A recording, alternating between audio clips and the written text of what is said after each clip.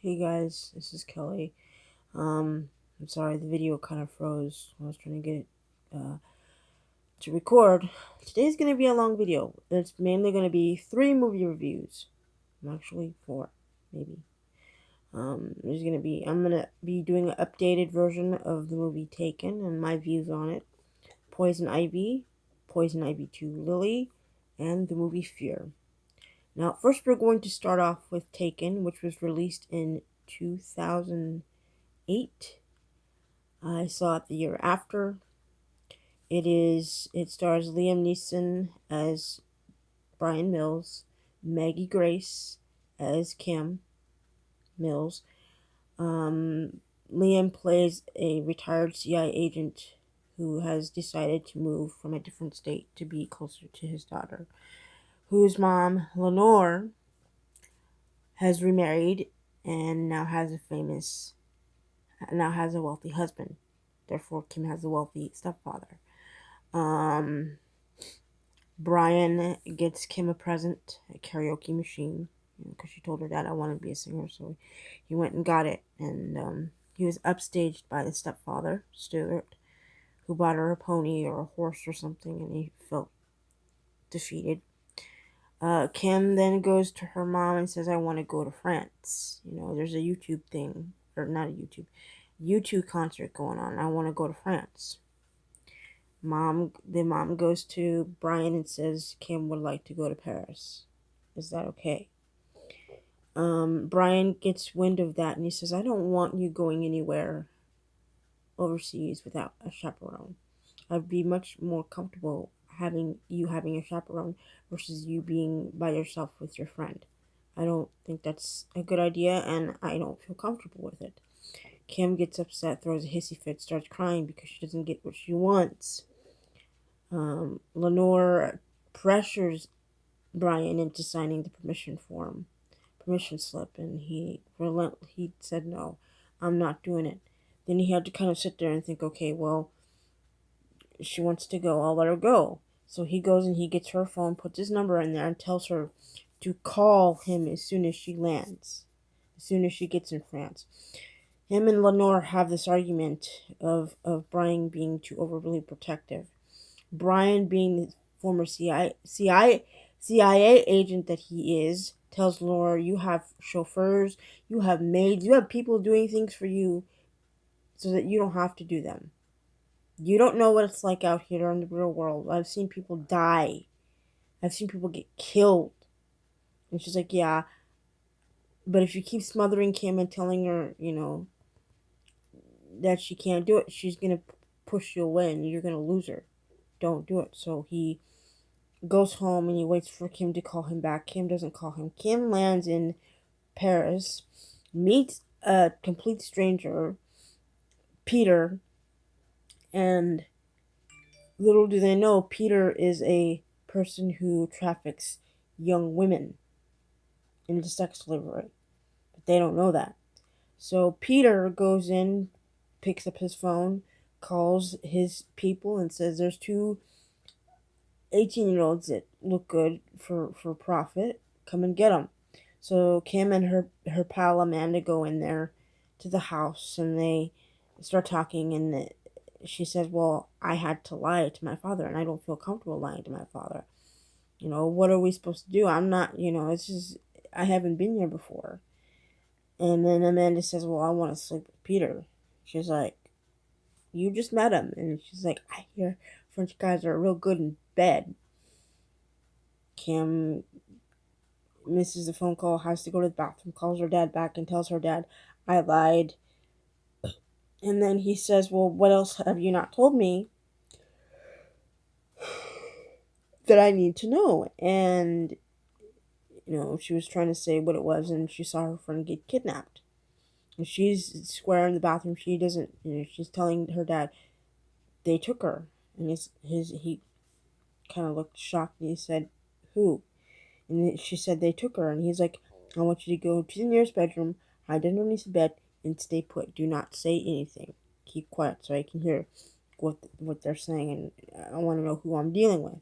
So she goes and she hides underneath the bed, stays real quiet. Brian then tells her, I want you to shout out eye colors, hair color, tattoos, any markings of any kind, so that I know what I'm dealing with. So she goes in, doesn't say a word, is very quiet. They leave for a split second, and um, she starts talking, and she says, I think they're gone. But as she's saying that, she's being pulled out from underneath the bed. And as she's being pulled out from underneath the bed, she starts screaming out eye color, skin tattoos, height, weight, all of that, just so that her dad can have a sense of what he's dealing with. The person that took her grabs her phone and Brian says, I don't know who you are, I don't know what you want, but if you let my daughter go, I'll let you live. But if you don't, I will find you, I will look for you, and I will kill you. To which the other person on the line says, good luck. Brian had recorded this conversation to get a sense of what he was dealing with. So after Kim got kidnapped, he went directly to his ex-wife's house, talked to Stuart, and asked Stuart directly, do you have anybody that would be wanting to hurt you? Any enemies? He's like, no, I don't think so. And she's like, well, why? She's like, well, Kim was kidnapped. He's like, Kim was kidnapped. So he calls Sam. Sam calls him back at the house and lets Brian know that their daughter was kidnapped by Arab sex traffickers, and that Brian only has 96 hours to get to Kim before she is not found, and she is sold into sex slavery and drugged. So Brian automatically goes to France, goes to look at the scene of where they were staying at, and overlooks to see what the scene looked like, and he went and looked underneath the bed. He looked at the windows that got broken just to kind of get a sense of what was happening. And then he goes to John Claude. John Claude was his friend, okay? His good friend for many years. He goes to John Claude and says, I need to bring my daughter back. This is, after all, he says, I need to find my daughter. This is why I'm here. My daughter was here. She was kidnapped. I'm trying to find my child. John Claude says, well, you're making a mess. He goes through and he ends up killing a whole shitload of people in the movie, throughout the movie. And John Claude gets wind of it, but what Brian does not know is that John Claude was in charge of making sure that Kim was sold into sex trafficking. He went and turned his back, got paid shitloads of money just so that Kim could be kidnapped. And Brian has no idea. He said, I'm not leaving France without my child. I will tear down Paris if I have to get my child back. This is my child. He's like, well, you're causing trouble for me and my job, me working at my desk. And so John Claude gave him his card, and he kept it. And so when he went to go and look for Kim, he ran into a bunch of men that work in sex trafficking of underage girls and older women, younger women. He had a showdown. This is before he had a showdown with John Claude. He said, I'm trying to look for my child. My child's been kidnapped. John Claude, did you find the spotter? I killed the spotter right on the spot because he sold my kid, took my child.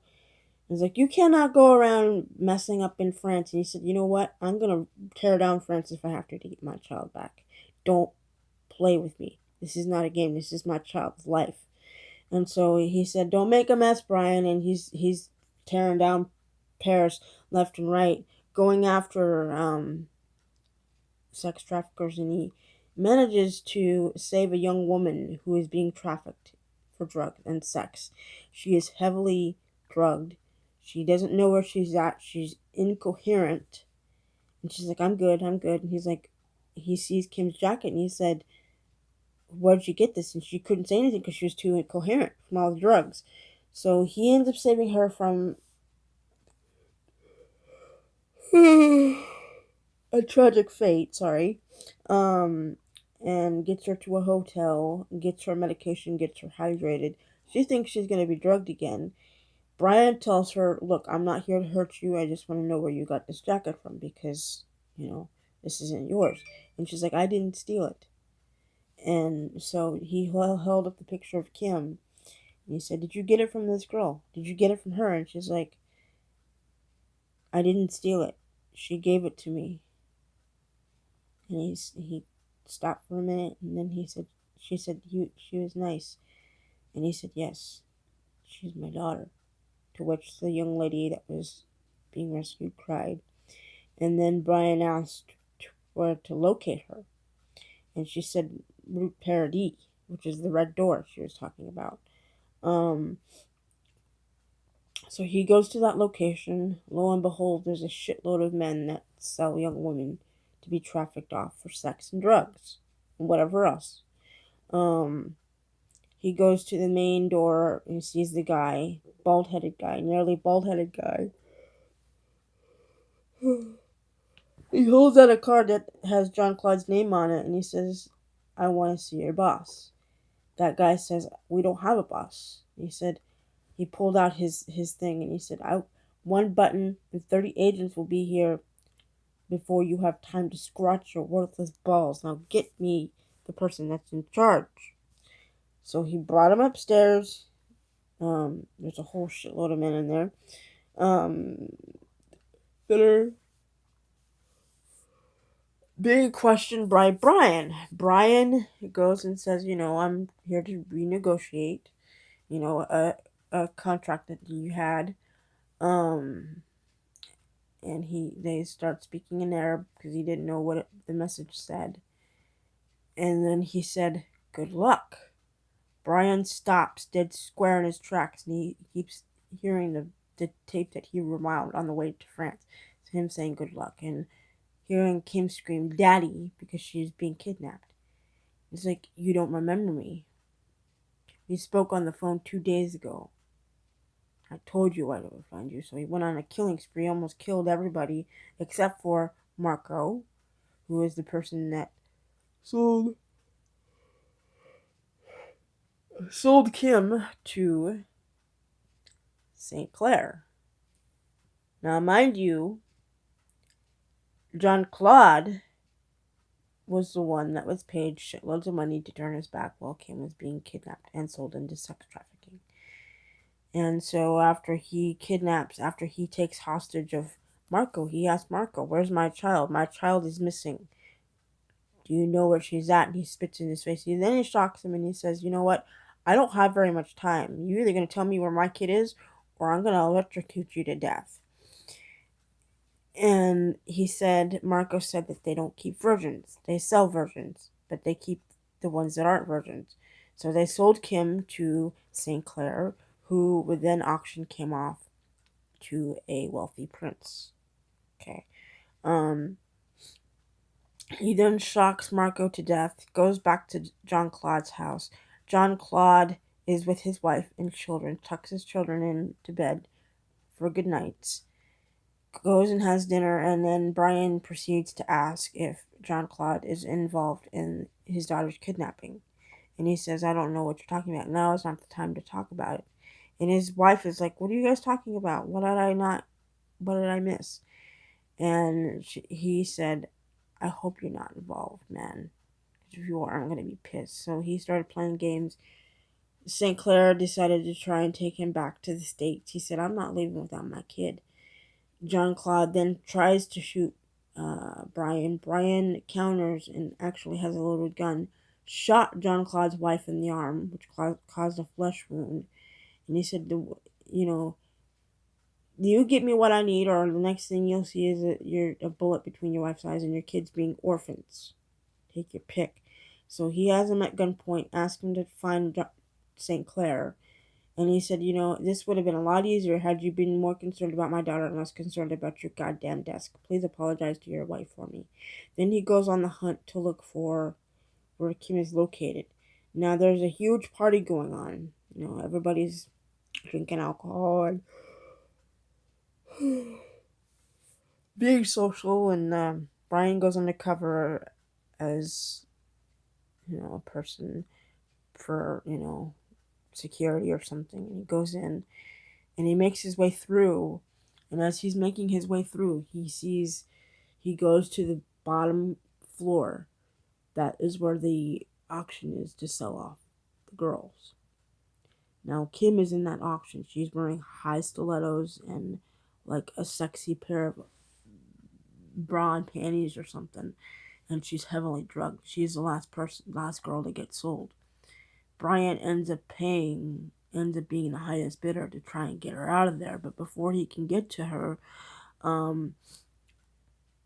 St. Clair's henchmen get a hold of him and try and kill him. And he says, "You know what? You got my kid. I want my kid back." It's like, "Oh, I'm so sorry, but this is a huge commodity.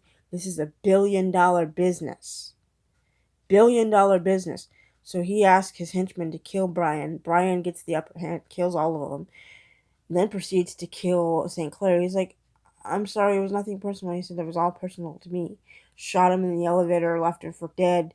He pulls up dead on the elevator. Everybody at the top floor ends up freaking out. Brian goes, steals a car, gets to the boat, ends up going after more henchmen for the prince's bodyguards. He comes face to face with the prince, who has his daughter at knife point against her throat, threatening to kill her, or at least try to negotiate. He doesn't want to negotiate, so he ends up shooting him. And then Kim says, "You came for me." And he said, "I told you I would." To which Kim is then reunited with her mom and her stepdad. And then we see at the end of the movie that Kim gets to meet her idol. Now, I wish to God Hollywood would have taken this subject more seriously, because it seems like there was only a few people willing to cover the subject when we have multiple children of every race, every skin color, every ethnicity being kidnapped and sold for sex or sacrificed. I don't watch Taken very much anymore because I bawl every time the scene that involves Kim and her father being reunited comes up. I bawl my eyes out. I cry every time. We need to shine a light on this subject. It is very, very serious. The people you idolize are into some pretty dark shit. We got people selling kids, people raping kids, high officials within government of each state in each country, and stars in Hollywood that know of this but won't say a damn thing because they would rather line their pockets than save kids. You got the Me Too movement. What about the children? What about the kids? Did their lives matter?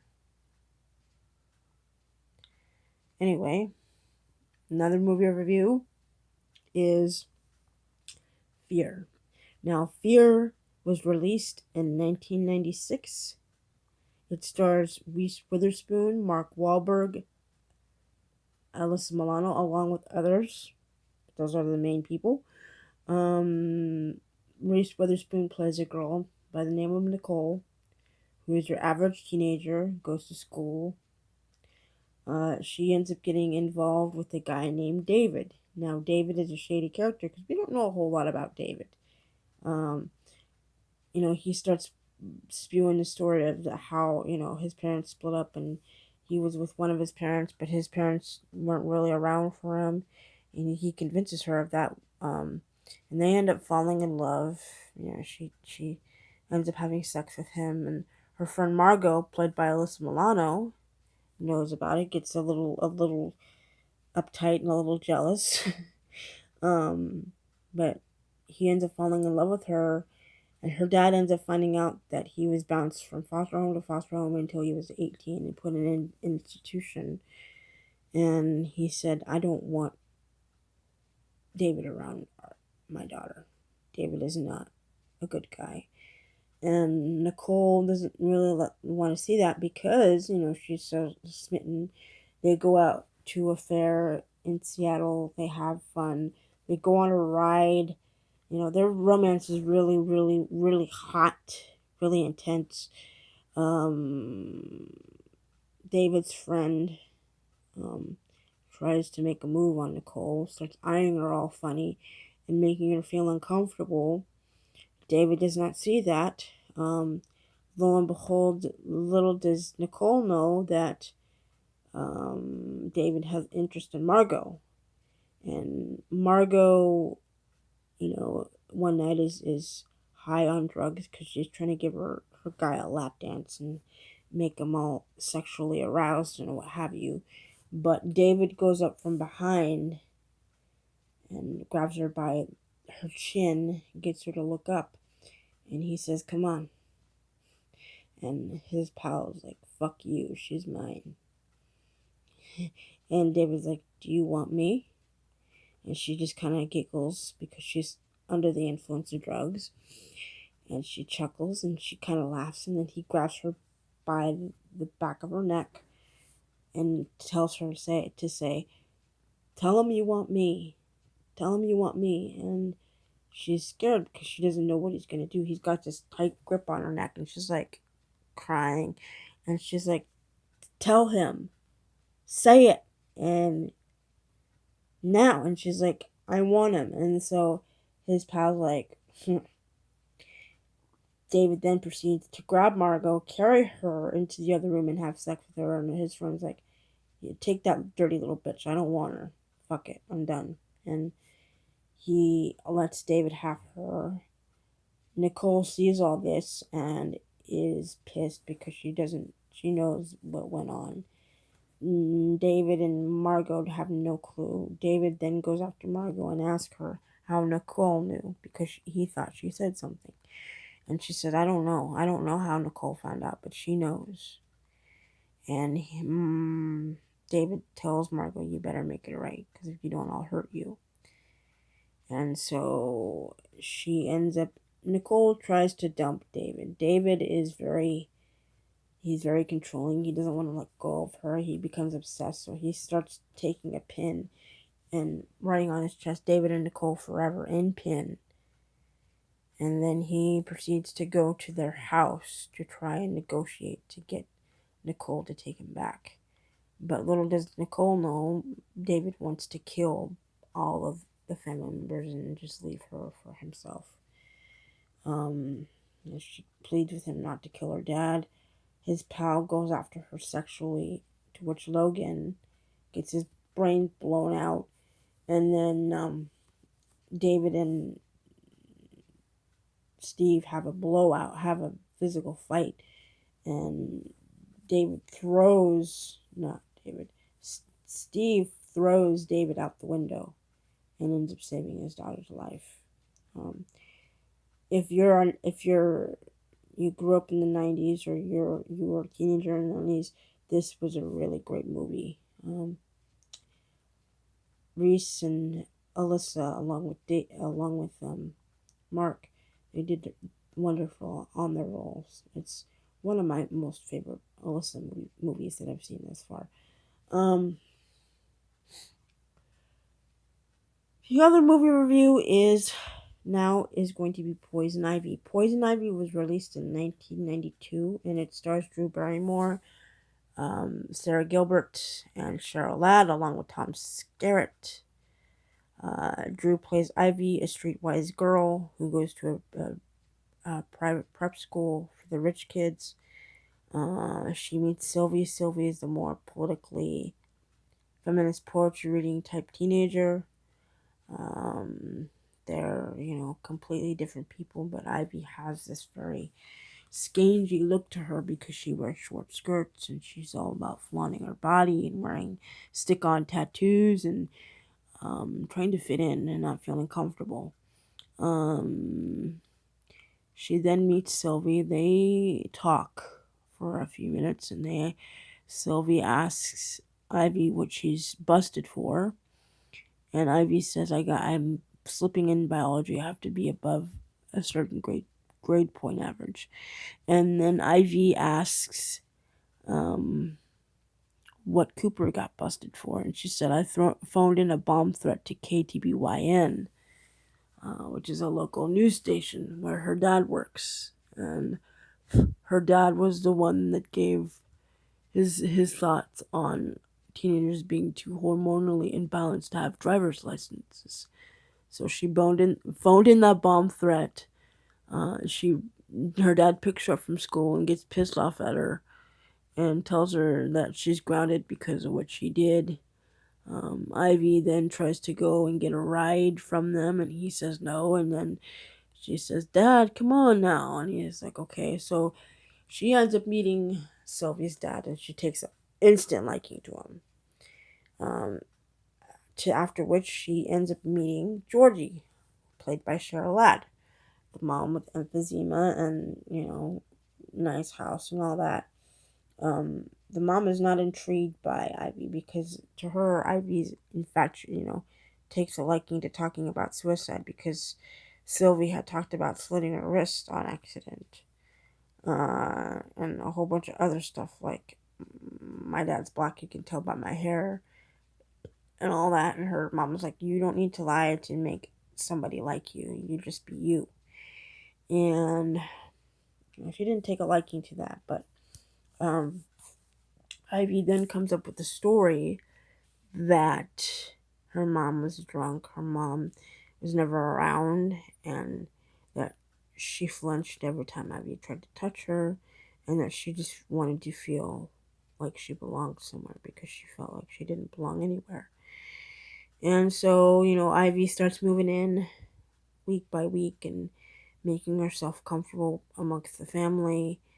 Little does Georgie know, Ivy starts having a sexual relationship with her husband behind her back because she's sick. They have intercourse at least 3 times, once after a house gathering where Ivy wears one of Georgie's dresses. They almost go at it in one of the dining rooms, but Georgie stops them. Ivy then slips a sleeping pill into alcohol so that Georgie will pass out and Ivy will sleep with the dad. Then Ivy starts getting her hands on Georgie's vehicle. Sylvie starts seeing that Ivy's getting a little too comfortable and doesn't like it.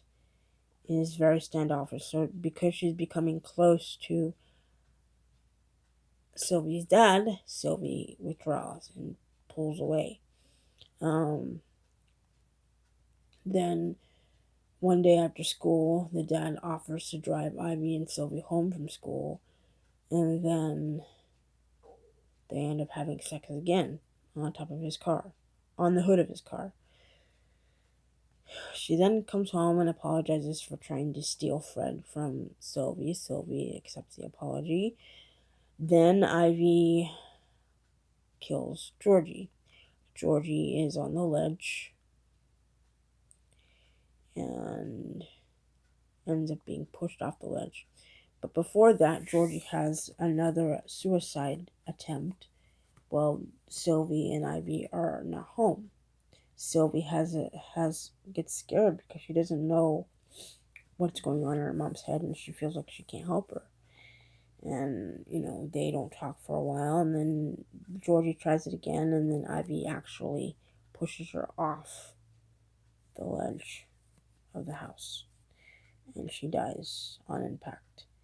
And so Ivy goes and hides, and Sylvie doesn't know that Ivy killed her mom yet. But,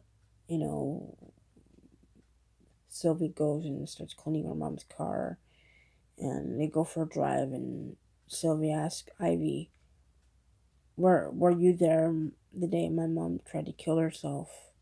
Because I don't know what happened and I want answers. And so she's like, "Are you accusing me of killing her? Are you doing that?" And then they got in a wreck. And Sylvie ended up sustaining head trauma, to which it made her hallucinate. She ends up in the hospital. Her dad goes to see her. Her dad then says, "You were in a terrible accident." And, Ivy comes up with this lie. And Sylvie says, "I don't want Ivy in the house. It's all Ivy, I want Ivy out of the house. So he says, well, I want you to stay here for a few days till you're better and you can come home. But she ends up sneaking out of the hospital to find out that Ivy and her dad are having sex. He's giving Ivy anal sex. So she catches that. Her dad ends up trying to follow her, find her. She's near the front of the house, and she's sitting there and she's hallucinating. She sees her mom on the ledge. She goes up. Ivy gets confronted by the dad, and he says, "You were driving the car. Why were you driving the car?" And she's like, "I was doing it to protect you." And then he goes to try and find Sylvie, but Sylvie is hiding towards the front of the house. She starts seeing her mom. She goes back into the house, up to her mom's room, and she tells her mom, "I love you." And her mom says, "I love you." But what happens is she ends up kissing who she thinks is her mom, but it's Ivy. And then Sylvie pulls away and says, "You killed her." And she says, "She wanted to die. And we can all be together now. We can all be a family." Pulls her towards the ledge, pushes her over. And she says, "I can take you with me." And Ivy starts pulling on the necklace that her dad gave Sylvie. Pulls on the necklace to try and see if it's going to save her from falling all the way down onto the ground down below. And it breaks, and she ends up falling and breaking her neck and dying on impact. But that was my most favorite one. This last one is Poison Ivy 2, Lily, which was released in 1995, a year before Fear. It stars Alyssa Milano as the main character of the film. Ivy, who happens to be a college student who goes to the school, and she feels a little standoffish, by herself. She ends up meeting the teacher, Donald, who the actor portraying Donald is the same man that was in Taken, the stepdad who played Stuart.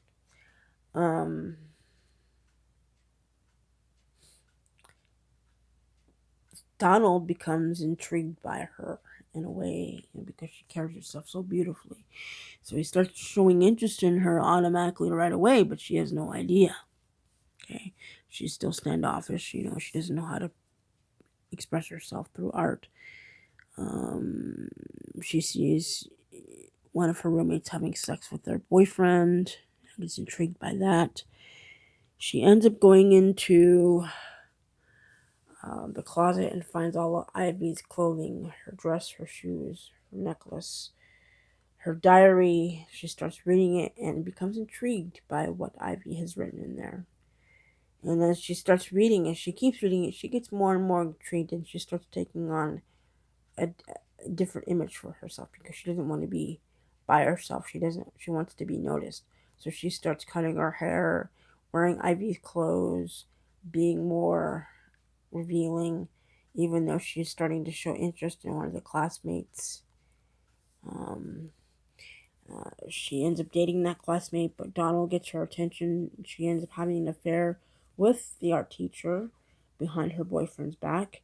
It all comes to a head at a Thanksgiving get-together that she was supposed to have with her family, but she didn't come to it. So she went to one that was with Donald and his family.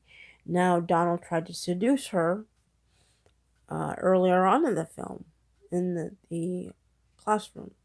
He wanted to sleep with her because he was intrigued with her and he was smitten. And he wanted to act on his impulse, and he tried, and he failed because another art student came by and interrupted, and he walked out. So when she brought her boyfriend over for the Thanksgiving get together, tensions escalated because he was not happy about that. So after his daughter was tucked in and the boyfriend was helping his wife put food away and cleaning up, he took it upon himself to try and sleep with Lily right next to her daughter's room. His daughter's room. He ends up trying to pin her against the wall, pull her dress up, trying to have sex with her. His daughter sees that. She becomes traumatized. She runs out the door, doesn't look where she's going, gets hit by a car. Ivy then sees the kind of damage that can be done to people by these power plays.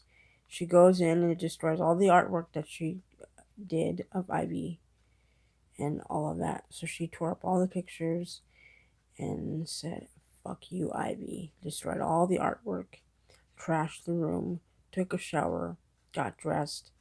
Donald comes in trying to get her to take him back. She's like, "It's over, Donald. I don't want to do this no more." And he ends up trying to chase her throughout the apartment. Her boyfriend beats the piss out of him, and because he knows he can't have